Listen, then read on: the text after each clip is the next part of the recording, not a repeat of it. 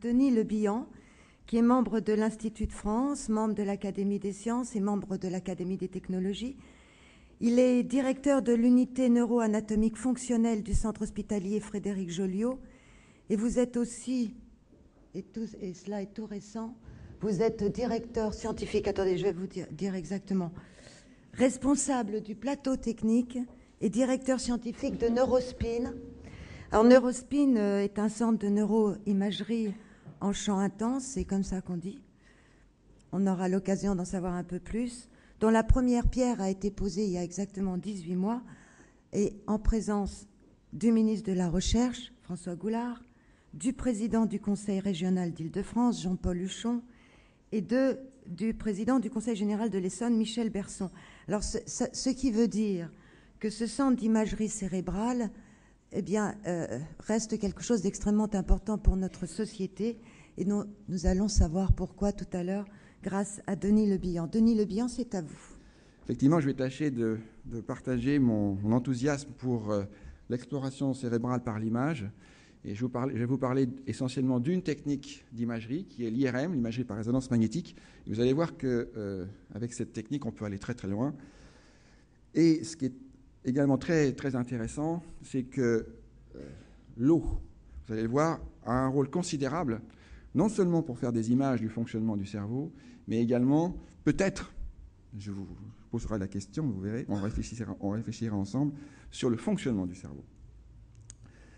Donc, vous savez déjà tout, puisque mes deux collègues d'hier soir vous ont expliqué comment fonctionnait le cerveau. Vous savez que le cerveau est organisé en régions. Depuis la découverte du français Broca, on sait que l'hémisphère gauche et l'hémisphère droit n'ont pas le même rôle. On sait qu'il y a des régions, comme la région du langage, enfin, qu'on appelait autrefois la région du langage, la région de Broca. Donc, il y a clairement une relation entre la position dans le cerveau et la fonction.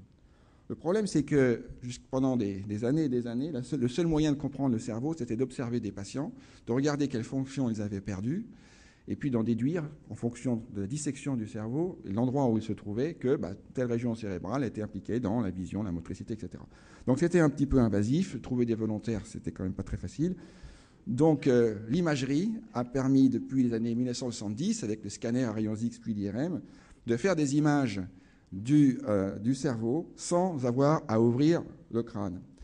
Et donc, puisque le thème de ces journées est le mystère du cerveau, les secrets du cerveau, bien, je peux vous en donner un, des secrets, il y en a d'autres, c'est que un des secrets du fonctionnement cérébral réside dans cette architecture. Donc la position des régions dans l'espace, dans le cerveau, mais également à une échelle beaucoup plus petite, la façon dont les cellules grises, les neurones, sont positionnées dans le cerveau, est critique. Voilà. Donc c'est comment ces cellules se positionnent dans l'espace pendant la grossesse, pendant le développement fœtal, pour arriver à faire ce que nous sommes, les adultes.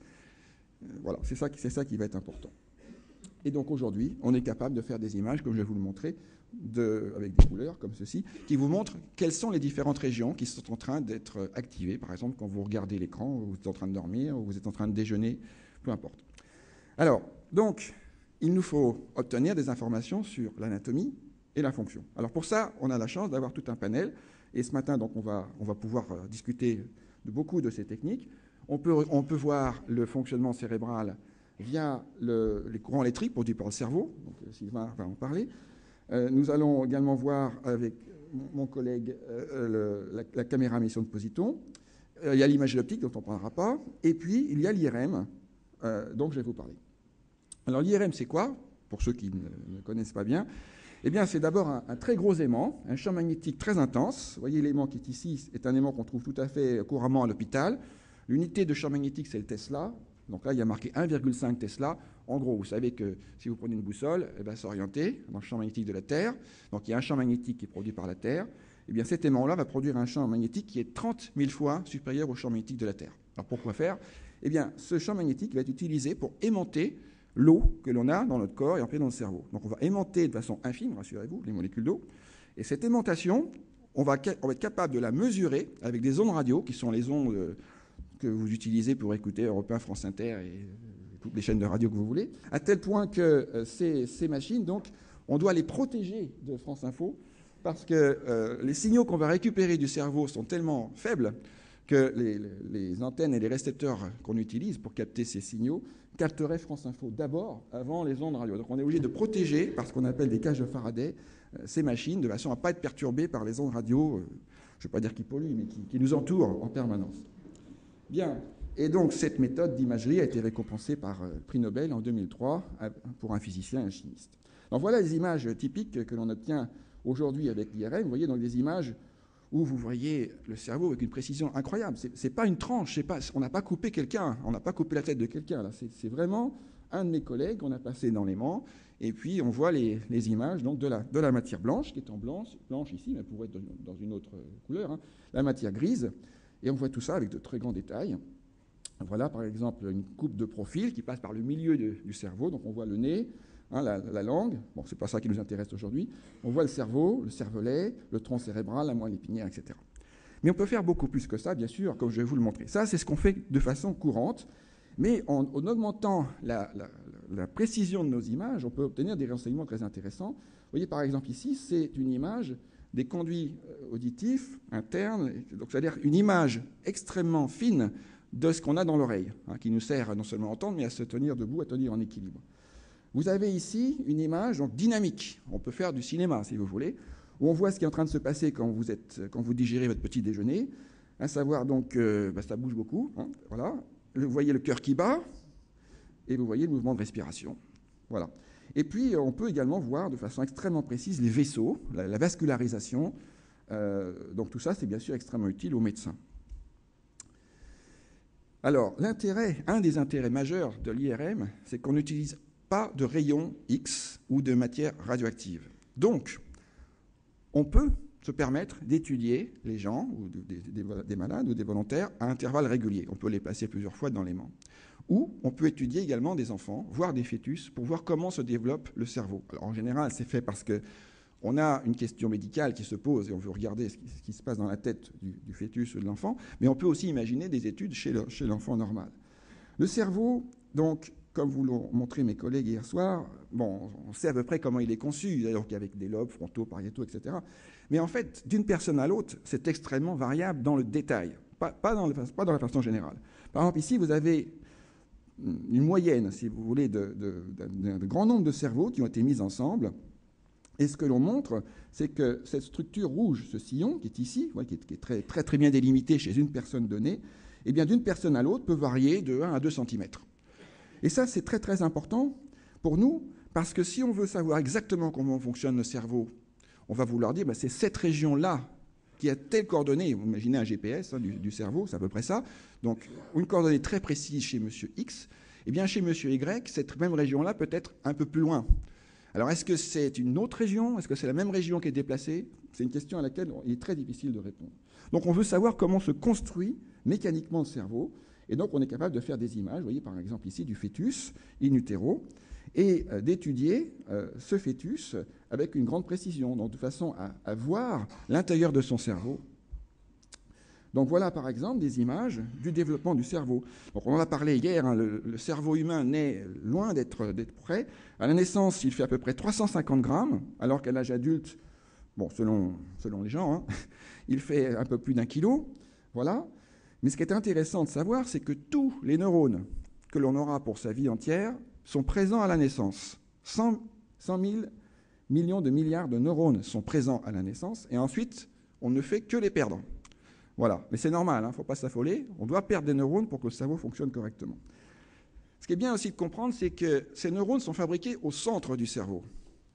Et ils vont migrer vers la périphérie pour s'installer à la surface, parce que c'est là qu'il y a le plus d'endroits pour pouvoir les caser. Vu le nombre qu'il y a, vous voyez, donc au départ, le cerveau est tout lisse, 24 semaines de grossesse, 27 semaines de grossesse, 32 semaines de grossesse. Et donc, avec les traitements informatiques, on est capable d'extraire ce cerveau de ce fœtus et puis de tourner dans tous les sens, comme si on l'avait retiré finalement, et de voir s'il y a des anomalies dans le développement du cerveau. Alors, si vous faites un petit calcul rapide, vu le nombre de neurones qui existent à la naissance, vu la durée de la grossesse, bon, c'est une moyenne, hein, bien sûr, en fait, la vitesse de production des neurones va varier dans le temps, ça fait qu'on a une production de 250 000 neurones par minute. C'est extraordinaire. Et ces neurones, donc, vont migrer pour se retrouver sur un petit ruban qui fait 2 à 4 mm d'épaisseur, comme je pense que mes collègues l'ont dit hier, sur la surface du cerveau.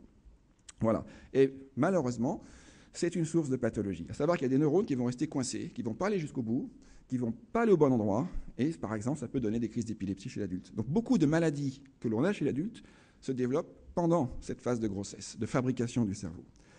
Voilà. Alors l'autre point très important qu'on va revoir tout à l'heure, c'est qu'à la naissance, chaque neurone est connecté en moyenne à 500 neurones, alors que chez l'adulte, les neurones peuvent être connectés à 10 000 autres neurones. Vous voyez, les combinaisons sont extraordinaires. Alors grâce à l'IRM, on peut faire des images chez l'animal avec des champs magnétiques beaucoup plus intenses que celui de tout à l'heure. Vous voyez, là, on est passé à 11,7 Tesla, 230 000 fois le champ terrestre. Voilà un cerveau, enfin plutôt pas que le cerveau, un embryon entier de souris qui a 13,5 jours. Voilà, comme vous le savez peut-être, la grossesse de souris est de 21 jours. Donc c'est à peu près à la moitié grossesse. Et on peut voir avec beaucoup de détails l'intérieur donc, de cet embryon. Et les couleurs représentent différents territoires qui se sont développés. On peut même faire mieux. Juste pour vous donner une indication, un cerveau de souris, ça fait 1 gramme. Hein, et donc, ça comprend 10 puissance 8 neurones. Ce qui veut dire donc c'est petit, mais que ça existe. Donc juste pour vous donner une idée, ce qu'on a fait ici, c'est qu'on a pris une souris, on l'a mise dans l'aimant, et on a regardé comment l'embryon se développait au cours du temps. Alors regardez, c'est assez spectaculaire. Voilà donc le développement, la fabrication d'une souris. Hein, je vais vous le repasser parce que c'est franchement beau. Les réseaux sans fil, je crois qu'on va s'en passer. Voilà. Regardez en particulier le développement des membres de la patte supérieure ici, enfin antérieure, pardon, je raisonne en tant que médecin. Là. Regardez, les nageoires, puis ça devient des mains, enfin des pattes. Voilà. Donc voilà ce qu'on peut faire aujourd'hui avec l'IRM. Bon là c'est à très très haut champ chez l'animal. On verra tout à l'heure qu'on voudrait faire des choses un peu comme ça chez l'homme à très haut champ. Alors, maintenant on va rentrer un peu plus dans le détail. Je ne sais pas si vous connaissez l'existence du mouvement dit brownien, mais en fait, pour simplifier, ça a été montré par ce botaniste qui s'appelle M. Brown, c'est que tout dans l'univers est animé d'une sorte de mouvement aléatoire, de tremblement. Donc n'importe quelle petite particule, n'importe quelle molécule, n'importe quel atome est animé de ce mouvement, donc de hasard, tout ça bouge. Tout ça simplement parce que la température n'étant pas au zéro absolu, eh bien, il y a un petit peu d'énergie cinétique. Eh bien, on va utiliser cette propriété de ce mouvement aléatoire pour étudier le cerveau. Alors, le mouvement brownien, c'est ce qu'on appelle également la diffusion. Vous savez que si vous mélangez un colorant rouge dans de l'eau, au bout d'un certain temps, tout ça va s'homogénéiser. Hein, c'est-à-dire que si on laisse faire le temps, les molécules qui constituent le colorant vont se mélanger à l'ensemble. Donc c'est un mouvement qui est lent, mais c'est un mouvement qui, je vous ai mis une formule ici, pas pour vous faire peur, simplement pour vous montrer que c'était quelque chose qui est connu depuis très longtemps. Et c'est en fait Einstein, en 1905, parmi les travaux qu'il a fait qui lui ont valu le prix Nobel pour l'effet photoélectrique, il a inventé l'équation de la relativité, E égale mc2, et puis il a travaillé sur la diffusion. Donc il a fait beaucoup de choses. Et en fait, la diffusion, il faut considérer que c'est un mouvement de marche aléatoire, donc comme quelqu'un qui a trop bu, qui va aller un coup à droite, un coup à gauche, voilà, et puis qui va se déplacer de façon aléatoire, mais finalement, il se déplace quand même. D'accord. Voilà. Donc, eh bien, en IRM, on va pouvoir faire la même chose. Pourquoi ? Regardez cette image, qui est une tranche comme ceci du cerveau. Vous avez un malade qui est atteint avec quelque chose. Même si vous n'êtes pas médecin, vous voyez bien qu'il y a quelque chose d'anormal qui se passe ici.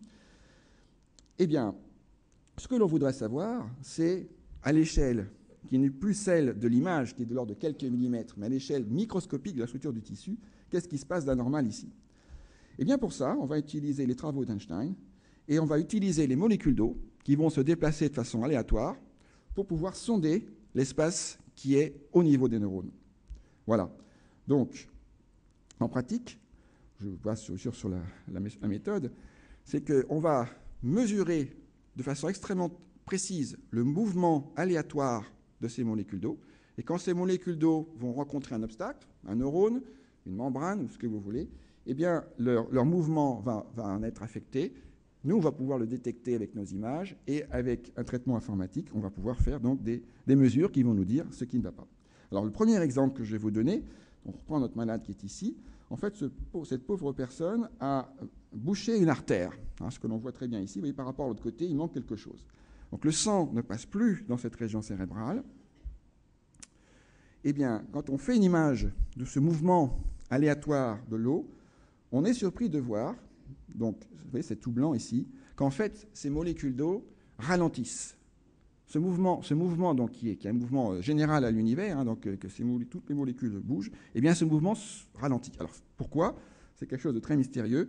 Je vous donnerai une explication tout à l'heure. Mais ce que l'on sait, en fait, c'est que quand un vaisseau se bouche, les neurones qui sont autour souffrent et finissent par gonfler et mourir. Donc cette technique est révolutionnaire parce que depuis qu'elle existe, ça nous permet en urgence, ce qui n'était pas possible avant, en urgence, donc si vous arrive, hein, vous sentez d'un seul coup que vous êtes paralysé d'un côté, vous ne pouvez plus parler, etc., il faut aller à l'hôpital parce qu'on a une toute petite fenêtre de temps, quelques heures, avant que les neurones soient définitivement détruits.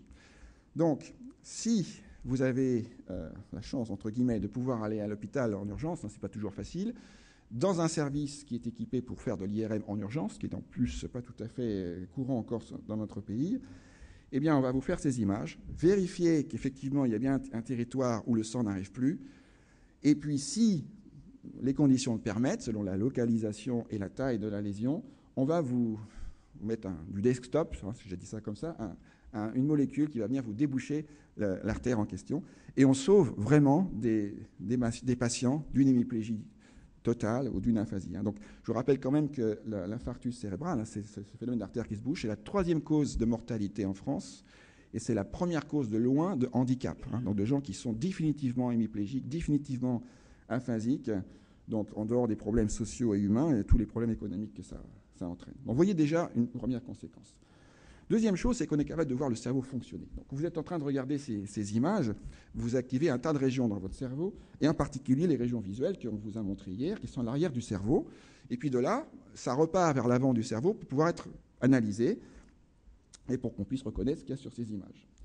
Eh bien, ce qu'on a utilisé depuis déjà maintenant pas mal de temps, c'est un principe qui est à peu près vérifié, pas toujours quand même, c'est que dans les régions qui sont activées, il y a plus de sang qui arrive. On dit en termes plus techniques que le débit sanguin augmente. Voilà. Donc quand une région qui est activée ici, eh bien, plus de sang va arriver. Or, il se trouve que le sang, vous savez ce que c'est, ça contient en particulier, c'est rouge, parce que ça contient des globules rouges, et ces globules rouges sont rouges parce qu'ils contiennent un pigment qui est la molécule d'hémoglobine. Et l'hémoglobine, elle contient un atome de fer. Alors fer et aimant, tout de suite, vous comprenez qu'il doit se passer quelque chose. Donc cet atome de fer fait que l'aimantation de votre aimant, qui est gigantesque, eh bien, autour des petits vaisseaux sanguins, va être modifié. Voilà. Donc, si vous changez la circulation du sang dans une région cérébrale, eh bien, localement, l'aimantation, à cause de ce fer qui est dans l'hémoglobine, qui est dans les globules rouges, qui est dans le sang, va se modifier. Et on peut faire des images comme ça, vous voyez, donc vous regardez l'écran, vous fermez les yeux, vous regardez l'écran, vous fermez les yeux plusieurs fois, et notre ordinateur va détecter dans les images que l'aimantation change à chaque fois que vous ouvrez ou fermez les yeux dans certaines régions cérébrales. Ce sont les régions cérébrales qui sont en train de travailler parce que vous êtes en train de voir des images. Et voilà ce que ça donne actuellement. Là, vous êtes en train de regarder ces images. L'arrière de votre cerveau, ici, s'active. On voit même ici deux petites régions qui s'activent. Ce sont des relais sur le nerf optique entre l'œil et puis le cerveau. Alors, on peut faire des choses beaucoup plus indiscrètes que ça. Maintenant, si vous fermez les yeux et que je vous demande d'imaginer un chat, vous êtes tous capables de voir un chat dans votre tête. Mais où est-ce qu'il est, le chat, Donc, la question qu'on se pose, c'est est-ce que par hasard, les régions qui servent à voir le monde réel serviraient aussi à voir le monde imaginaire? Oui ou non? On ne savait pas. Eh bien, on a fait l'expérience. Donc, voilà comment ça se passe. Vous avez quelqu'un qui est dans cet aimant. Il est dans le noir. On lui dit chat et il a 6 secondes pour imaginer le chat. Puis après, on lui dit stop, et puis on lui dit est-ce que le chat a les oreilles pointues? Alors, on ne sait pas est-ce que le chat a 4 pattes, ça, on n'a pas besoin de le voir, mais est-ce que le chat a les oreilles pointues? Je ne suis pas sûr que c'est spontané comme réponse, vous devez refouiller dans votre tête pour voir les oreilles du chat.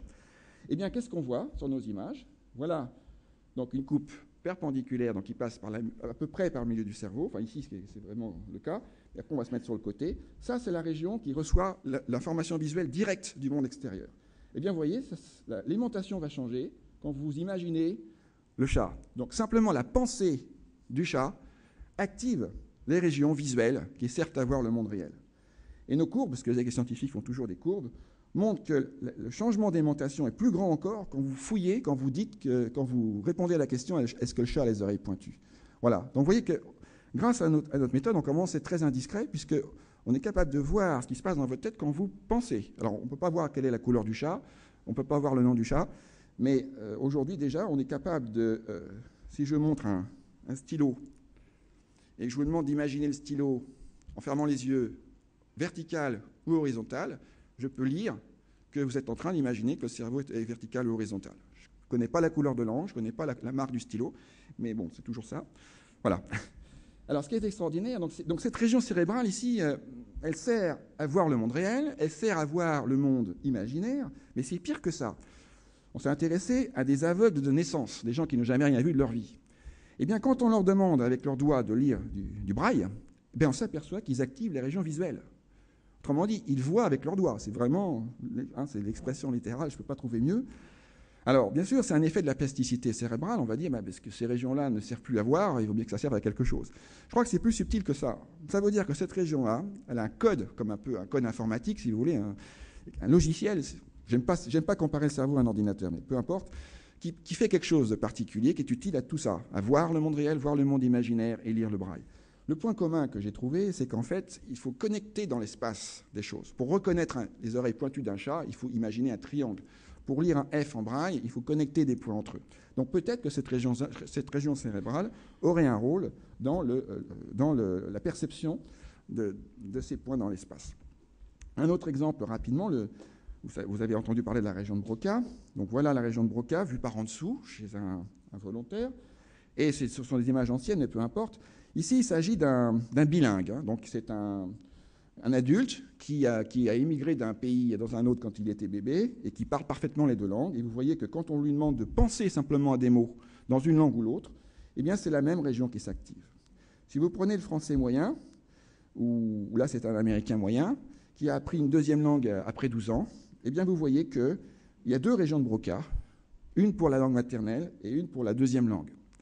Alors bien sûr, c'est intéressant, mais il ne faut pas en conclure trop vite que si on a deux régions de Broca, on est moins bon dans la deuxième langue. C'est-à-dire, en gros, est-ce que si je dois embaucher un interprète, je dois le passer d'abord en IAM pour savoir s'il a une ou deux régions de Broca? Oui, ce n'est pas tout à fait ça. La deuxième langue n'a pas été apprise au même âge, n'a pas été apprise avec les mêmes méthodes. Donc, il n'est pas étonnant que le cerveau utilise d'autres circuits. Et donc, ce n'est pas au même endroit. C'est tout. Donc, il faut être très, très prudent dans l'interprétation de nos résultats.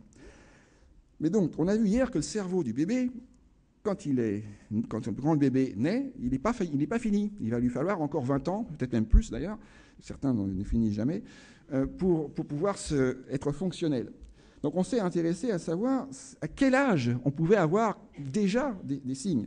Donc, le bébé de 2 mois en particulier ne parle pas. Voilà. Mais est-ce qu'il vous comprend? Voilà une question intéressante. Est-ce que par hasard, les circuits du langage seraient déjà présents à cet âge-là? Alors mon collègue Stanislas Dehaene et puis sa femme ont étudié ça avec Lucie Hertzpanier à Necker, et ils ont été très surpris. Ce qui a été fait, c'est qu'on a enregistré la voix de la mère qui raconte une petite histoire, et puis on a passé cette histoire dans des casques chez des bébés qui étaient dans nos aimants. Et ce qu'on s'aperçoit, c'est que quand ils entendent la voix de la mère et qu'on compare ça à d'autres sources de bruit, donc ce n'est pas que le bruit, c'est quelque chose qui est lié au langage, eh bien ils activent la région donc, de Wernicke qui sert à comprendre le langage du côté gauche. Autrement dit, le bébé de 2 mois sait déjà faire la différence de ce qui est du langage de ce qui ne l'est pas, et pour ça utilise déjà son hémisphère gauche. Bébé de 2 mois. Et c'est pire encore, ce qui a été découvert, donc vous voyez l'adulte, donc c'est très voisin de ce qu'on a chez l'adulte, ils ont fait quelque chose d'intéressant, c'est pour en être bien sûr, ils ont passé la bande magnétique à l'envers. Donc autrement dit, soit on entend la voix de la mère qui raconte son histoire, soit on la passe à l'envers, ça fait blablabla. Donc ça, c'est les mêmes fréquences que du langage, mais ça ne veut rien dire. Bon, c'est des dispenses très difficiles à faire. Sur les bébés, il y en a la moitié qui reste endormie, donc on ne peut rien faire. Voilà. Et puis sur la moitié qui est éveillée, on s'aperçoit que ces bébés de 2 mois, quand on leur passe la bande à l'endroit, ils activent cette région ici, dans le lobe frontal droit du cerveau. Par contre, quand on passe la bande à l'envers, rien. Donc le bébé de 2 mois sait vraiment faire la différence entre ce qui est du langage et ce qui ne l'est pas. Je ne peux pas vous dire s'il comprend. Mais en tout cas, si j'étais vous, je ferais attention quand même à ce que je dis, parce que Ils sont capables peut-être de plus de choses que l'on croit. Voilà. Je continue. Dernière expérience dans le domaine de la conscience. Si je vous présente un mot pendant un temps très court sur l'écran, comme le mot lion, oui, 30 millièmes de seconde, c'est vraiment comme ça. Eh bien, vous êtes tout à fait capable de dire que vous avez vu un mot et que ce mot, c'est le mot lion. Et si on fait des images pendant ce temps-là, on voit effectivement que vous avez un tas de régions qui s'activent. Cette région-là, elle sert à détecter les mots de façon visuelle. Vous avez les régions de Broca, tout un tas de régions. Maintenant, imaginez qu'on modifie l'expérience, on va passer en mode subliminal, à savoir que c'est toujours 30 millièmes de seconde, mais juste avant et juste après, on va vous présenter des choses complètement aléatoires. Et là, on sait que vous êtes incapable de dire que vous avez vu un mot. Et que, donc, voilà, ça, c'est l'expérience que l'on sait faire. Autrement dit, si on vous présente un mot, lion ou pas de mot, vous ne savez pas. Alors, que disent nos images? Eh bien, ce qu'on fait, c'est qu'on vous présente ce mot en subliminal, on ne vous présente rien, et on va soustraire les deux images. Et qu'est-ce qu'on voit? Que votre cerveau a vu quelque chose. Il a vu, parce qu'il s'active, donc c'est qu'il s'est passé quelque chose, mais en plus, il active la région qui sert à détecter les mots, la région qui sert à comprendre les mots, et la région qui sert presque à les dire. Donc votre cerveau vous trompe. Ça, c'est très important à savoir. Vous n'êtes pas conscient d'avoir vu quelque chose, mais le cerveau, lui, l'est. Autrement dit, le cerveau est en permanence soumis à un tas de stimuli, et puis il va vous déranger ou pas vous déranger, selon que c'est important ou pas important. Si c'est important, il va commencer à mettre en relation pendant un court instant un tas de régions pour vous dire « Hey, il y a quelque chose, là, il faut réagir ». Vous comprenez donc pourquoi il ne faut pas téléphoner au volant. Parce que si vous conduisez et que vous téléphonez, et que vous faites attention à ce que vous faites au téléphone, vous conduisez de façon subliminale. Le vélo arrive, alors inconsciemment, votre système visuel va dire « Hey, il y a un vélo », donc il va falloir arrêter la conversation téléphonique, activer tout le réseau de régions pour dire hey, « il faut appuyer sur le frein, etc. » Ça va prendre du temps, et le pauvre cycliste, lui, il y passera.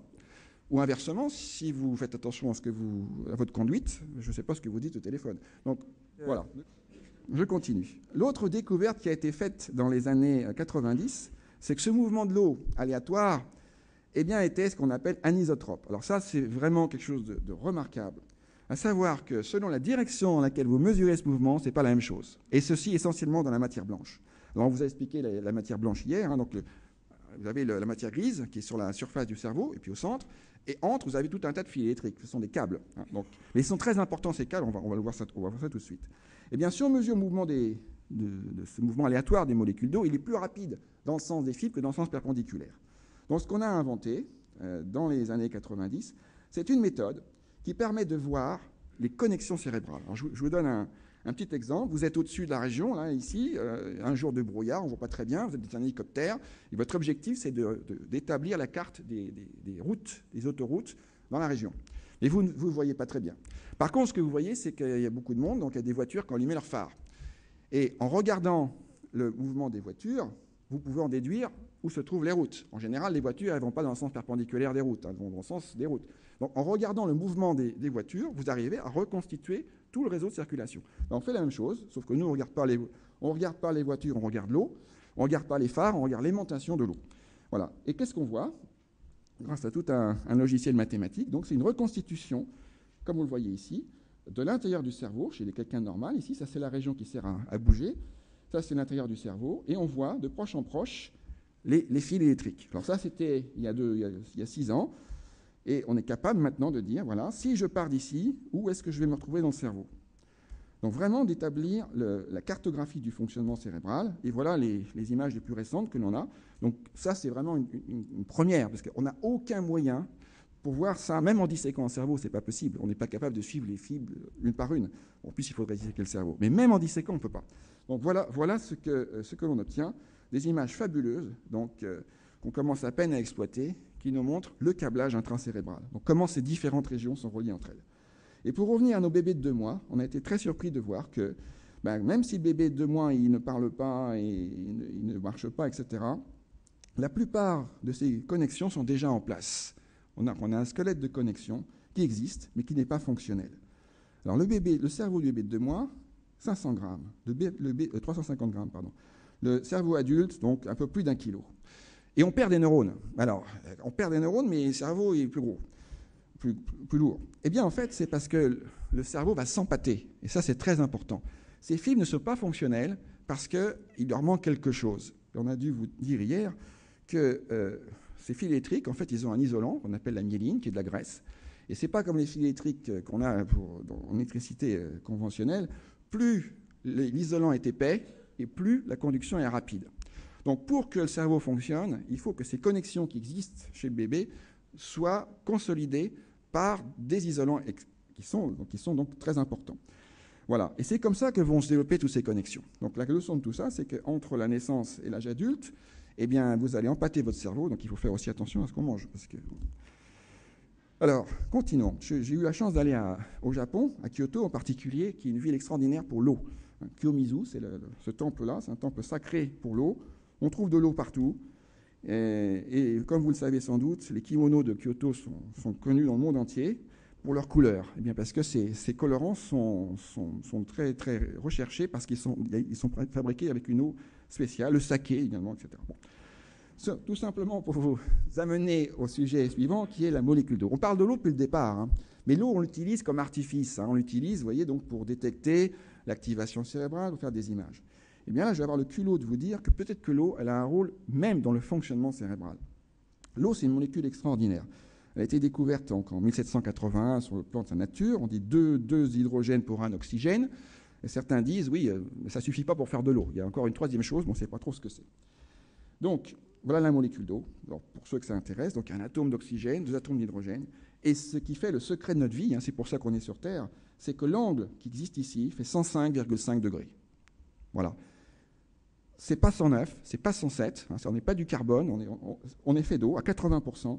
Et cet angle-là, c'est le secret de la vie. Donc je ne vais pas vous expliquer pourquoi maintenant, mais simplement pour vous dire que grâce à ça, les molécules d'eau, c'est un peu comme un Lego, si vous voulez, elles vont s'imbriquer les unes dans les autres pour faire des réseaux. Donc elles vont se regrouper par 4, etc. Et c'est pour ça qu'on va voir que l'eau est liquide. On ne devrait pas avoir de l'eau liquide sur Terre, normalement, vu la taille de la molécule. Eh bien, cette eau, elle va avoir un rôle particulier, et c'est ce qu'on a découvert récemment. Pour faire ces images, donc, je vous ai dit que le postulat qu'on utilisait, c'est que dans la région qui s'active, vous avez plus de sang qui arrive.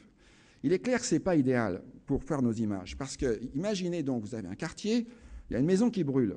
Et ce qu'on fait aujourd'hui pour détecter qu'il y a une maison qui brûle, c'est qu'on attend que les pompiers arrivent. Les pompiers arrivent, donc ils vont arroser le quartier. Ils ne arrivent pas forcément que la maison, donc, parce qu'ils ouvrent une borne à incendie quelque part. Donc nous, on détecte le changement de débit sanguin qui arrive, donc c'est retardé dans le temps, et ce n'est pas forcément très précis dans l'espace. Donc on cherche une méthode qui permettrait de voir directement ce qui se passe dans les neurones activés. Et bien voilà ce qu'on a observé. Donc là, des images classiques dans l'activation visuelle. Et ici, on a mesuré à nouveau ce mouvement de diffusion de l'eau, ce mouvement aléatoire des molécules d'eau. Eh bien, ce qu'on s'aperçoit, ce que ces courbes nous disent, c'est que quand vous pensez, dans la région qui est activée, les molécules d'eau ralentissent encore, comme dans le cas de l'infarctus cérébral tout à l'heure. Donc, le mouvement des molécules d'eau se met à ralentir. C'est quand même bizarre que quand on pense, on fait ralentir. L'eau, c'est de la physique. Hein, et vous voyez en plus que sur ces images, les régions qui montrent cette activation sont extrêmement localisées dans le cortex visuel. Donc finalement, c'est quelque chose qui marche très bien. Et là, je ne vous montre pas, mais en plus, on s'aperçoit que cette réponse du ralentissement de l'eau survient plusieurs secondes avant qu'on ait la réponse vasculaire. Donc on dit quelque chose d'extrêmement rapide. Alors, d'où ça vient ? Eh bien, en fait, bon, c'est une hypothèse, hein, c'est un travail qui est en cours. Eh bien, il se trouve que les molécules d'eau qui sont les neurones, donc ce sont des cellules, il y a une membrane qui est autour. Accrochée à cette membrane, vous avez des molécules d'eau parce qu'elles sont chargées, elles ont un pôle positif, un pôle négatif. Voilà. Donc, il faut imaginer que vous avez une couche d'eau gelée, en quelque sorte, qui est près de la membrane. Donc, voilà, par exemple, une membrane avec un pore, hein, c'est ce qu'on appelle les aquaporines qui permettent de passer de l'eau. Voilà, c'est des molécules d'eau qui sont en permanence en train de s'agiter. Eh bien, le long de la membrane, elles restent collées pendant un certain temps. Eh bien, donc, l'hypothèse que l'on fait, c'est que pendant l'activation cérébrale, si vous avez un ralentissement des molécules d'eau, ça veut dire qu'il y a plus d'eau gelée qui existe. S'il y a plus d'eau gelée, c'est que la surface de la membrane a augmenté. Si la surface de la membrane a augmenté, c'est que les cellules ont gonflé. Autrement dit, ce que ceci montre, c'est que quand on active une partie du cerveau, les neurones qui sont activés gonflent. Voilà. Alors, dites pas que c'est pour ça que vous avez mal à la tête quand vous pensez trop, mais voilà. Bon. Et ceci est connu. Hein, donc, on sait que les neurones changent de taille, changent de forme quand ils sont activés. Donc là, on a peut-être un moyen d'étudier le cerveau d'une manière différente.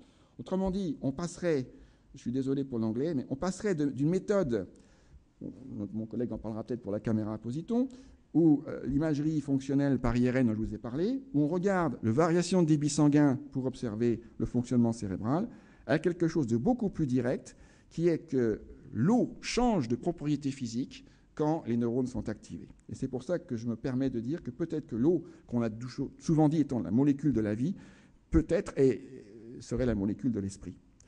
Bon, c'est un peu gros, mais ça fait rien. Alors, quel est le futur, maintenant, rapidement, pour terminer? Bon, qu'est-ce qu'il nous reste à faire? Malheureusement, beaucoup de choses. Parce qu'on a quand même très peu de connaissances sur ces foutues régions cérébrales. On sait qu'il y a des régions langage, etc. Mais on voudrait aller beaucoup plus loin, bien sûr. Et puis surtout, on voudrait savoir quel est le rôle du code génétique. Il y a quelque chose qui va par là. Vous savez qu'on a 30 000 gènes, on ne sait pas trop exactement pourquoi, mais bon, et la plupart de nos gènes sont communs aux chimpanzés, même à la mouche, à la souris. Et si vous calculez le nombre de neurones que je vais donner tout à l'heure, et de connexions surtout entre neurones, ça ne peut pas s'expliquer par les gènes. Autrement dit, les gènes sont là sans doute pour nous dire comment va être fabriqué le cerveau, pour en gros dire aux neurones, vous devez aller là, etc. Mais après, une fois que les neurones sont là, c'est l'environnement.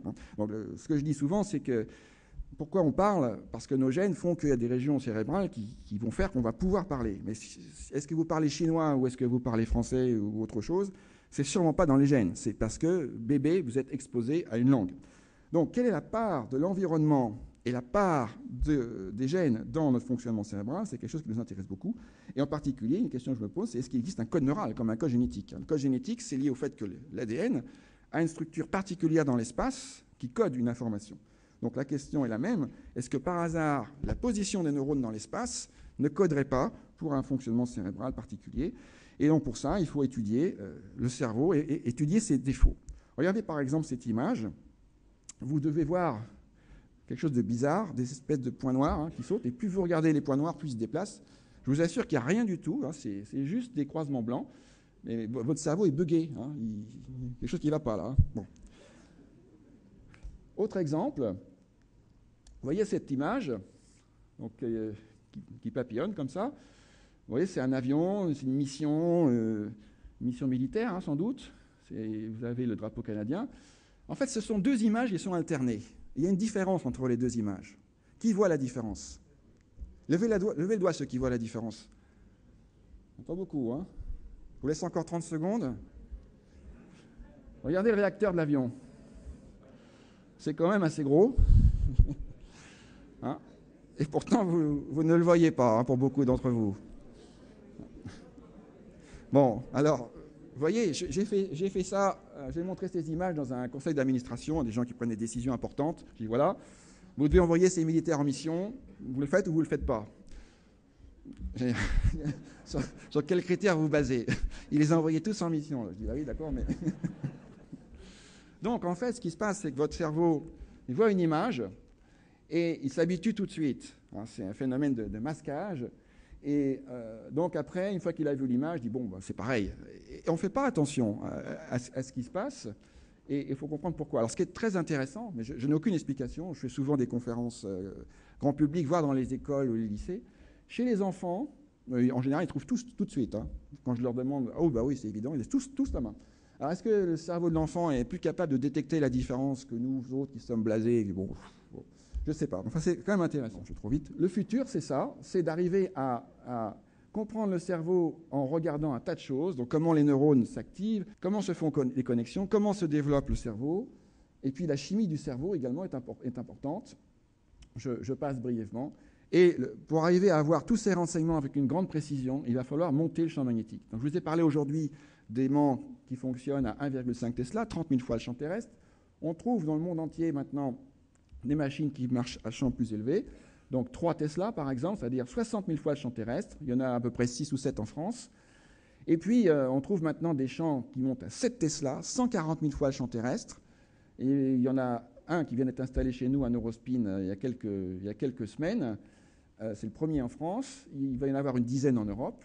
Et on trouve aux États-Unis 2 aimants fonctionnant à 9,4 Tesla, c'est-à-dire 190 000 fois le champ magnétique terrestre. Eh bien, en France, on est parti donc, sur la construction d'un aimant avec les gens du CEA, donc là où je travaille, les ingénieurs et les physiciens qui font les aimants pour la physique des particules, pour le CERN. Un aimant de 11,7 Tesla, c'est-à-dire un aimant qui aura cette taille, vous voyez, très très gros, 230 000 fois le champ magnétique terrestre, pour pouvoir voir le cerveau en détail. Et ça, donc, c'est le projet Neurospin, qui n'est plus un projet, puisque ça existe. Donc, vous voyez, les aimants sont installés dans ces arches, qui sont magnifiques. C'est l'œuvre de Vasconi, un architecte assez connu. On va avoir ici une partie hospitalière, donc pour accueillir des patients ou des volontaires. Ici, des laboratoires et des bureaux.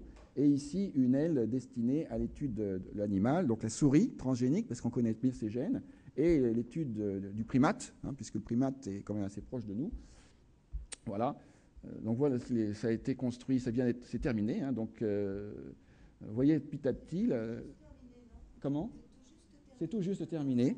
L'intérieur, les aimants qui sont installés. Donc là, c'est l'aimant de 7 Tesla qui a été livré. Et donc, ça a été inauguré vendredi dernier avec le Premier ministre, le ministre de la Recherche, le ministre de la Santé, M. Huchon. Et donc, c'est un très gros projet pour la France. C'est une plateforme, à savoir que ce n'est pas pour nous, c'est ouvert à la communauté nationale et internationale. C'est-à-dire que les équipes qui auront des projets, qui auront besoin de ces machines, soumettront des projets. Nous les examinerons et puis on essaiera de les faire marcher. Voilà, je vous remercie, j'ai peut-être été un petit peu long. J'ai une question pour Denis par rapport à ce que tu as dit sur, par exemple, l'importance de l'IRM dans le diagnostic clinique, notamment dans les infarctus cérébraux. Est-ce que tu as une idée du taux d'équipement en France par rapport à, en IRM, je veux dire, parce que tu as dit que c'était crucial d'avoir une IRM à proximité de chez soi, en gros, dans un hôpital. Est-ce que tu peux resituer le taux d'équipement de nos hôpitaux par rapport à ce qui se passe en Europe ou dans le monde ? C'est un peu difficile, mais enfin, on n'est pas dans le peloton de tête pour l'équipement en termes hospitaliers, dans le sens où il faut non seulement qu'il y ait des imageurs dans les hôpitaux, bon, ça commence quand même à venir, mais il faut qu'ils soient disponibles en urgence. Or, souvent, pour qu'une machine soit disponible en urgence, il faut qu'elle soit réservée à la condition d'urgence. Donc, effectivement, ce qu'on appelle les stroke centers en France, il n'y en a pas beaucoup. Mon souhait, ce serait qu'il y en ait beaucoup plus. Pour l'infarctus du cœur, l'infarctus du myocarde, il a fallu de nombreuses années pour que les médecins et le public et le circuit de ramassage, entre guillemets, des patients vers les circuits d'urgence se mettent en place. Quand on a compris que c'était vital d'agir très vite, parce qu'on avait les moyens de faire quelque chose, eh bien, on en est au même stade aujourd'hui pour l'infarctus cérébral. Pendant de nombreuses années, quand quelqu'un constituait un infarctus cérébral, on ne se précipitait pas parce qu'il n'y avait pas non plus de traitement disponible. Maintenant, on a un traitement qui ne s'applique pas à tout le monde quand même. Mais donc, petit à petit, on va arriver à ce qu'il y a une prise en charge, c'est sûr, c'est économique. Donc, il y a le circuit et puis l'éducation du public. Et puis même donc au niveau des médecins, de savoir où amener les patients qui souffrent en urgence. Parce qu'on a... Bon, alors ça, c'est pareil, c'est en train d'être débattu, mais en gros, on a 6 heures. C'est 6 heures. Bon, il semblerait que dans certains cas de figure, on pourrait attendre plus. Enfin, c'est quand même pas souhaitable. Mais quel est l'ordre de grandeur du nombre d'IRM en France actuellement ? Je ne sais pas exactement où on en est, mais ça ne va pas être loin de 200, je pense. 200. Oui. Je n'ai pas le chiffre exact. Et donc, comment ? 400 ? 400, bon, voilà. Et donc combien seraient réservés à l'urgence actuellement ? C'est difficile à dire parce qu'il y a des machines qui sont vraiment réservées à l'urgence, mais ça c'est exceptionnel. Et en général, ce sont des machines qui ne sont pas réservées à l'urgence, mais qui peuvent accommoder des urgences. Mais là, c'est l'urgence à la minute. Donc, dans les stroke centers, le patient arrive, à peine est arrivé, dans les 20 minutes qui suivent, il est dans la machine. Donc, c'est surtout les pompiers qui doivent savoir ça. Pompiers, SAMU. Oui, pompiers, SAMU, oui. Moi, j'avais une question. Vous avez dit 105,5 et c'est magique, ce chiffre de l'angle de la molécule d'eau. Vous ne nous avez pas dit pourquoi ? Alors, pourquoi ? C'est parce que si vous prenez le carbone, donc, vous avez des tétraèdres parfaits. Donc, ça fait des diamants. Voilà. Comme cet angle n'est pas celui d'un tétraèdre, c'est un angle un peu bâtard. Et donc, les molécules d'eau, comme je vous ai parlé de cette association en 4, en fait, il y a plein de défauts. À cause de cet angle, il y a des... Bâtard. Oui, c'est ça. Donc, de temps en temps, il va y avoir 3 molécules qui vont se mettre ensemble, de temps en temps 5. Et c'est pour ça que l'eau est liquide. C'est-à-dire donc le nombre de défauts, la quantité de défauts qu'on a dans la structure tridimensionnelle du réseau de molécules d'eau donne sa nature et explique pourquoi la diffusion de l'eau, dans ce mouvement dont j'ai parlé, est relativement rapide. Ça oscille en permanence entre 3 et 5 ? En fait, c'est entre 2, 8 ou 9, mais Oui. c'est autour de 4. Et donc, dans le cerveau, donc c'est la théorie que je pousse en avant en ce moment, c'est que près des membranes, à cause des charges positives et négatives qu'on trouve sur les protéines des membranes, on bloque cette association entre molécules d'eau. Donc, c'est pour ça que l'eau gèle. Et ce qui est très intéressant, si vous prenez, bon, ici, ça ne gèle jamais, je sais bien, mais vous prenez un lac, quand vous gelez l'eau du lac, il y a une libération de chaleur. Et inversement, pour faire fondre la glace, on doit apporter de la chaleur. Eh bien, ce qu'on montre dans l'activation cérébrale chez l'animal, c'est que quand le cerveau est activé, quand les neurones sont activés, il y a une production de chaleur. Donc, qui donc suppose qu'effectivement, il y a cette gélification de l'eau. Et bon, là, je ne suis absolument pas certain, mais une hypothèse, ce serait que cette augmentation de débit sanguin que l'on observe et qu'on utilise pour faire des images, en fait, son rôle, ce ne serait pas pour apporter plus d'oxygène ou de sucre au cerveau, même si c'est bien sûr important aussi, ce serait pour le refroidir. Donc, quand une région est active, elle chauffe. Et c'est vraiment le problème des pompiers. Donc, on envoie plus de sang pour refroidir la région qui est activée, parce que les neurones n'aiment pas la chaleur. C'est une hypothèse. Hein. Et une autre propriété de la molécule d'eau, c'est qu'à partir du moment où elle gèle, elle est plus légère que l'eau. Et si cette propriété n'était pas le cas, peut-être que nous ne serions pas là. Nous ne serions pas là. Mais exactement. ça n'a rien à voir avec le cerveau. Mais Si, lié à... parce que justement, la densité de l'eau près des membranes est plus faible. Alors, en plus. En plus. Ah oui, c'est ça. Mais... Quel mystère. Voilà. Ouais, c'est ça. Dominique Sapé-Marinier, vous êtes biophysicien. Vous interviendrez tout à l'heure pour une technique qui est la tomographie par émission de positons. Tout à fait. Je voudrais juste poser une question à Denis. Donc, avec l'augmentation du champ magnétique, on augmente la sensibilité, le signal RMN. Jusqu'à quelle résolution spatiale ça va nous permettre d'aller ? Actuellement, on est de l'ordre du millimètre. Est-ce que tu penses qu'on va pouvoir aller plus loin et se rapprocher de la cellule ? C'est une excellente question. Effectivement, c'est l'objectif. Aujourd'hui, avec nos images, on voit effectivement des régions théoriquement qui font 1 millimètre, mais en pratique, c'est plusieurs millimètres, voire 1 centimètre. Donc des millions de neurones. Chez l'animal, on sait enregistrer quelques neurones. On met des électrodes, on peut enregistrer 4, 10, 12 neurones. Eh bien, on n'a toujours pas compris comment fonctionne le cerveau. Donc, le pari que l'on fait, c'est qu'on se trompe peut-être d'échelle. En tout cas, il faut regarder à plusieurs échelles, et c'est ce que j'appelle l'échelle intermédiaire, qui serait autour de 5 000, 10 000 neurones. Donc, comment interagissent entre eux cette collection de neurones qui expliquerait donc le fonctionnement cérébral. Donc, ce n'est pas des neurones isolés, comme j'ai dit, ils sont interconnectés, mais si on en prend trop, il y a sûrement différentes assemblées. Donc, pour voir ces assemblées de 5 000 à 10 000 neurones, la résolution spatiale qu'on voudrait obtenir est de l'ordre de quelques centaines de microns, en dixièmes de millimètres. Si on gagne un facteur 10 dans la résolution de nos images, on sera très très content. Je voudrais vous poser une question aussi. Les neurones, vous avez dit qu'ils gonflaient à partir du moment où ils sont en activité. Oui. J'ai toujours entendu dire qu'en biologie, la forme fait la fonction. Eh bien voilà, la forme fait la fonction. Donc, tout à fait. Ça veut dire qu'effectivement, les neurones changent de forme puisqu'ils gonflent, et changent de forme en fonction de l'information qu'ils reçoivent. On pourrait dire ça comme ça, parce qu'en fait, vous avez peut-être montré des photos de neurones hier, j'en ai vu sur les écrans. Un neurone, c'est pas une grosse boule, hein. C'est pour expliquer. Mais bon, beaucoup de neurones ont une forme étoilée, et puis ont des prolongements. Donc vous avez l'axone qui va envoyer l'information aux neurones d'après, mais vous avez tous ces petits filaments qu'on appelle des dendrites, qui eux reçoivent ces 10 000 autres connexions. Eh bien, ce gonflement, vraisemblablement, d'ailleurs ça a été montré, il a lieu au niveau de ces dendrites. Donc c'est un petit bout du neurone qui va gonfler, par-ci, par-là.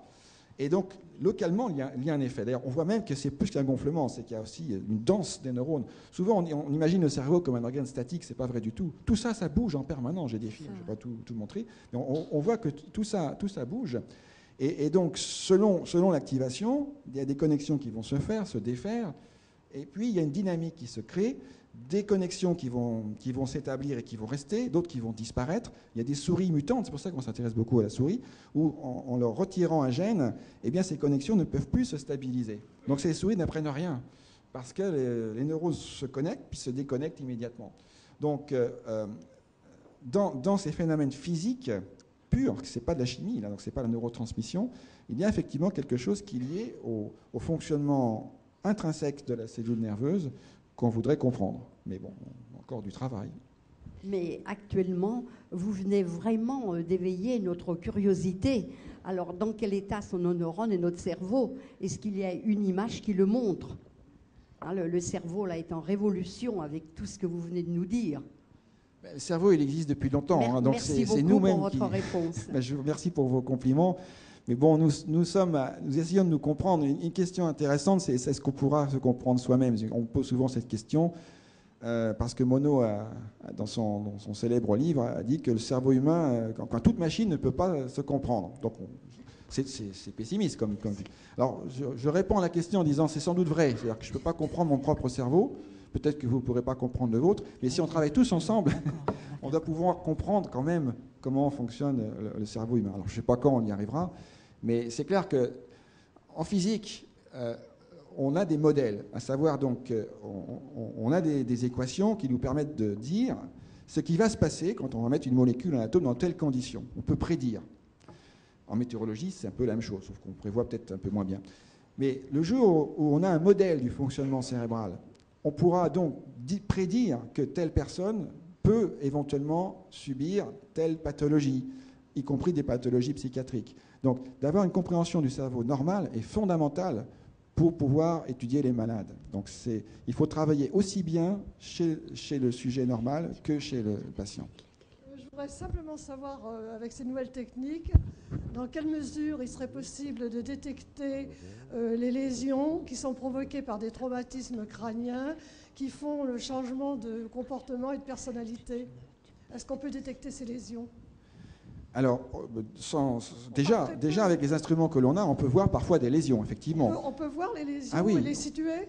On peut souvent voir des lésions et les situer après un traumatisme crânien, mais de là à expliquer ce qui va se passer en termes du comportement derrière pour ces gens, ou même parfois des gens qui sont dans le coma, par exemple, pouvoir prédire s'ils vont sortir de leur coma ou pas, on ne sait pas. Il y a un travail qui a été fait avec l'IRM fonctionnel il y a quelque temps, qui a fait l'honneur de la presse, un travail anglais extraordinaire, d'une jeune femme qui était effectivement dans une sorte de coma, donc réceptive à rien du tout. Hein, quand on la pinçait, c'est ce que les médecins font en général pour savoir si les gens sont dans le coma ou pas, donc aucune réaction, paralysée, etc. Et puis quand on lui dit, on la met dans l'aimant, quand on lui dit « Madame, est-ce que vous m'entendez ?» Bien sûr, elle ne va pas répondre, mais on voit sur nos images que la région du langage s'active. Donc elle est en train de nous dire « oui ». C'est extraordinaire. Et pire, c'est quand on lui dit « Est-ce que vous pouvez imaginer que vous êtes en train de jouer au tennis ?» Eh bien, on s'aperçoit que tout un tas de régions s'activent qui sont les mêmes que celles que quelqu'un de normal va utiliser quand il pense à jouer au tennis. Des questions d'ordre physique. Lorsque vous augmentez les champs magnétiques et que vous étudiez des cerveaux, vous provoquez une augmentation considérable de la vibration des molécules. Vous ne risquez pas aussi de détruire un cerveau? Première question. Et deuxièmement, est-ce que ce que vous faites ne peut pas être applicable dans certains domaines, comme par exemple dans la nanotechnologie? Alors, pour répondre à la première question qui est très très importante, telle que vous avez posé la question, la réponse est non. C'est-à-dire que cette vibration moléculaire, elle n'a rien à voir avec le champ magnétique. Elle est liée uniquement à la température. C'est donc, vous voyez, l'eau qui est dans cette bouteille, elle vibre. Voilà, et les molécules d'eau qu'on a dans le cerveau vibrent à peu près 2 à 3 fois moins vite, parce que justement, on a ce sorte de gel dans nos neurones. Bon, ça c'est sûr. Maintenant, l'effet des champs magnétiques sur le corps humain, ça c'est une très bonne question que nos hommes politiques se posent pour pouvoir établir des règles ou des lois. Alors, quand on fait d'IRM, il y a 3 possibles effets. Il y a l'effet du champ magnétique, il y a l'effet des ondes radio de France Info, et l'effet du bruit. Je ne vous ai pas tout dit, mais c'est pour localiser les signaux, on fait un bruit considérable. Parfois, ce bruit dépasse 130 décibels. Hein. Donc, quand vous étudiez comment le cerveau perçoit une sonate de Mozart, ça pose problème. Bon, puis en plus, on n'a pas envie de rendre les gens sourds. Donc, on met des casques, on a tout un tas de protections auditives, mais on travaille actuellement, quand on va monter à 11,7 Tesla, le bruit va être absolument insupportable. On travaille, on a même déjà des brevets, hein, sur des méthodes qui permettraient de faire des images sans bruit, pas de bruit du tout, ou en tout cas un bruit très très atténué. Donc ça, c'est quelque chose qui est à l'étude, on le sait, et on y travaille. Excusez-moi, vous dites que vous avez besoin de bruit pour faire les images? On n'a pas besoin de bruit, c'est que pour localiser le signal, donc ce champ magnétique, on va le faire varier dans l'espace, un tout petit peu. Pour le faire varier, on va additionner au champ principal un champ plus petit, mais variable. Donc quand on va envoyer le courant électrique dans l'électroaimant pendant un très court instant, une fraction de seconde, eh bien cette bobine elle a tendance à se déplacer dans le champ magnétique. Elle ne peut pas parce qu'elle est extrêmement bien attachée, mais elle va vibrer. Et donc cette vibration, vu l'intensité du champ magnétique, ce sont les forces de la place, hein, c'est la physique de base, sont considérables. Et c'est pour ça qu'on a un bruit intense. Le bruit, on ne le veut pas, c'est un épiphénomène pour localiser le signal. Donc ça, c'est pour le bruit. Le champ magnétique qu'on appelle statique, à savoir donc 1,5 Tesla, 3 Tesla, etc. Aujourd'hui, on n'a aucun recul, on n'a aucun moyen de savoir s'il y a un effet ou pas, on n'en a jamais trouvé. Donc s'il y a un effet, il est extrêmement faible. Ce que l'on sait, c'est que si on approche trop vite d'un champ magnétique intense, on ne se sent pas bien. On a des vertiges, des nausées, des choses comme ça. Et on sait pourquoi. C'est parce que si on se déplace, ce n'est plus un champ statique, c'est un champ variable. Et ça stimule les cellules qui sont dans le circuit de l'équilibre. Donc elles ont l'impression qu'on est plus stable. Et donc on a l'impression d'avoir des vertiges. Mais ces effets ne sont pas graves. Donc aujourd'hui aux États-Unis, jusqu'à 8 Tesla, c'est considéré comme sans risque, à part même pour des études chez l'enfant au-delà de 1 mois. En Europe, il y a une législation qui se met en place. On n'est pas trop sûr de comment elle va évoluer, mais on y travaille. Ce qui est dangereux pour le champ magnétique, malheureusement, et qui tue de temps en temps dans le monde entier, tous les ans, il y a des accidents, c'est gravissime. Imaginez que j'arrive comme ça près de l'aimant. Vous voyez, j'ai un instrument mortel dans la poche qui est un stylo. Parce que ce stylo va être attiré par le champ magnétique, va être arraché de ma poche et se planter dans la tête du patient qui serait au milieu de l'aimant. C'est ça qui est dangereux. Ou le malade qui a un pacemaker, parce que dans l'aimant elle ne marchera plus, ou qui a des petits clips neurochirurgicaux, ces espèces de pinces que l'on mettait autrefois, qu'on met toujours, mais qui étaient autrefois en métal, qui pouvaient s'aimanter. Donc dans le champ magnétique, c'est arraché et c'est mortel. Voilà. C'est là qu'est le danger, mais même à 1 Tesla, c'est dangereux. Voilà. Donc l'effet du champ magnétique, un Eurospin, puisqu'on aura toutes les gammes de champs, on voudrait l'étudier. Est-ce qu'il y a un effet du champ magnétique? Et pour l'instant, la réponse est, ça fait des années qu'on utilise des champs magnétiques, on n'a jamais rien vu. Donc le dernier élément, alors lui par contre pourrait être un problème, ce sont ces ondes radio. Et donc actuellement en Europe, il y a une directive qui est en train de se mettre en place, qui n'est pas du tout faite pour l'IRM, qui est faite pour la protection des travailleurs qui sont exposés aux ondes. Donc c'est les téléphones portables, les émetteurs de radio, etc. Donc ces ondes radio, vu qu'on est constitué d'eau et d'ions qui sont éventuellement, qui peuvent bouger sous l'effet d'un champ magnétique, elles chauffent. Donc on ne veut pas transformer nos appareils en micro-ondes, hein, donc on ne veut pas faire cuire les gens. Donc pour cela, on a des modèles physiques qui sont très bien caractérisés, qui nous disent, en fonction de l'intensité de l'onde radio, de la puissance de l'onde radio qu'on va utiliser, quelle est l'importance du chauffage. Donc toutes les machines que vous trouvez dans le commerce sont bridées de façon à ce qu'on ne puisse pas chauffer de façon dangereuse. On a le droit à 1 degré d'élévation de température. Et c'est pour ça qu'on vous demande, pour ceux qui ont des examens IRM, quel est votre poids. Ce n'est pas pour faire de l'esthétique, c'est simplement parce qu'en fonction du poids, on va pouvoir calculer la puissance de l'onde radio qu'on va utiliser. Voilà. Donc on connaît ça et on sait qu'à très haut champ, malheureusement, la puissance de ces ondes radio va augmenter de façon considérable. Donc il faut inventer de nouvelles méthodes pour faire des images avec des ondes radio moins puissantes, ce qu'on a déjà bien sûr commencé à faire. Lorsqu'un patient a un implant dans la bouche, par exemple, sur une dent ou sur un membre supérieur, est-ce que c'est définitif, vous ne pouvez plus avoir d'IRM? C'est plus subtil que ça. D'abord, ça va dépendre du type d'implant. Il y a des implants qui sont métalliques mais qui ne sont pas magnétiques. Voilà. Par contre, ces implants peuvent produire des défauts sur les images. L'implant qui n'en est pas un mais qui est un piège classique pour les neuroradiologues, c'est le mascara qu'utilisent certaines femmes. Donc, du mascara, ça contient des pigments de fer et ça fait des gros trous derrière. Donc on a une partie du cerveau qui manque. Hein, bon. Donc il ne faut pas prendre ça pour une pathologie, sinon c'est un petit problème. Voilà. Mais par contre, les prothèses qui sont les vis qu'on met sur des os, sur un fémur, les gens ne vont pas se coller la jambe contre l'aimant. Hein. Non, ça, il n'y a pas de danger. Le danger éventuel, c'est qu'on peut chauffer cette prothèse et la déceler. Mais il y a des tas de recommandations. Les radiologues savent très très bien. On a des livres entiers qui nous expliquent tous les matériaux qu'on peut mettre dans le corps humain lesquels sont dangereux, lesquels sont complètement contre-indiqués, lesquels sont totalement bien tolérés. Et puis les constructeurs ont fait beaucoup de progrès. En neurochirurgie en particulier, j'ai mon collègue qui est au fond de la salle, mais j'espère qu'il ne me contredira pas. Le matériel qu'on met dans le cerveau, parfois qu'on doit mettre dans le cerveau, maintenant est devenu compatible IRM. On a fait beaucoup de progrès. Les constructeurs de ces pièces ont compris que c'était l'intérêt de tout le monde.